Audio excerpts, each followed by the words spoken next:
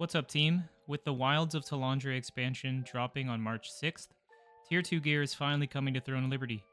This video is all about prepping for the new gear upgrades, the basics of what you need, and how to get ahead and what to expect. Keep in mind, none of this is mandatory and you can jump into the expansion and play at your own pace. This guide is to prepare you for some of the new progression paths in the new update, and these basic tips can help you get a head start. There's a lot of things that we can be doing right now to help us prepare for this update. But guys, approach this at your own pace. Even if you're casual, you'll still be able to catch up and progress your character. It's just going to take you a little bit longer to get there. Try to enjoy the game and don't burn out. So in order to get our gear from +9 to +12, we're going to need hundreds of these different types of growth stones. And in order to craft the growth stones, we're going to need these different types of ore, specifically the rubric, emerald, and stalin ores. And we're also going to need tons of these precious polished crystals to create the different types of growth stones. And in order to craft these, you need rare polished crystals. A really great source of getting some of these different types of ores is through the resistance contract Tadel's Tower, as well as your daily guild tokens. Also, don't forget about your daily contracts. These also can award the 3 types of ore, as well as rare polished crystal. So you're definitely going to want to prioritize the stones as well as the rare polished crystal. And another progression system coming in the new update are these mastery tree reworks, which are replacing the old mastery trees with this new system where you can unlock different nodes to acquire different passive abilities, and each node requires a varying amount of solent and ore. So yeah, you're definitely going to need a lot of this ore to do your different equipment upgrades, as well as this new mastery system. So another material that we're going to be needing a ton of is this precious magic powder, which you can get by crafting up from rare magic powder.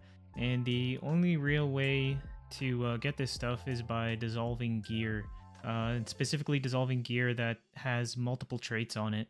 So what you're going to be wanting to do is apply a bunch of garbage junk traits to a garbage piece of gear that you don't want and don't want to sell, and then dissolve that for a maximum amount of this precious magic powder. So let's talk about solent, guys. We're going to be needing upwards of 150 to 200 million solent to be getting your tier 2 gear up there from growth stones. And as you can tell, I'm kind of lacking in that department, but one of the best ways to get solent is by farming these precious marins. The marins can then be sold to a vendor at about 5 marins for around 200 million solent or so. And one of the best ways to get precious marins is by doing your daily token burns, your abyss dungeons specifically.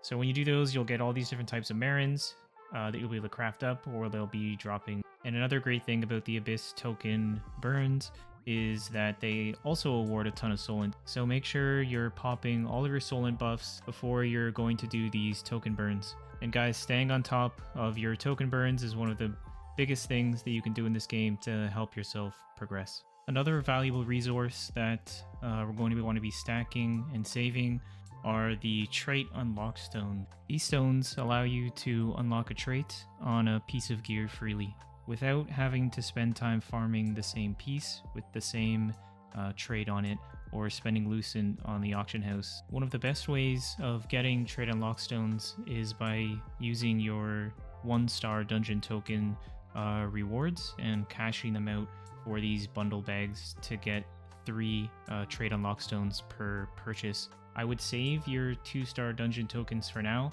because we're not sure if they're going to be putting tier 2 gear into these 2-star dungeons or not just yet, so definitely save those. So guys, that just about sums up some of the basic things that you want to be doing and stacking and prepping for the tier 2 release of Talandre. There's definitely more things that you could do to min-max, but these are just some basics that I went over.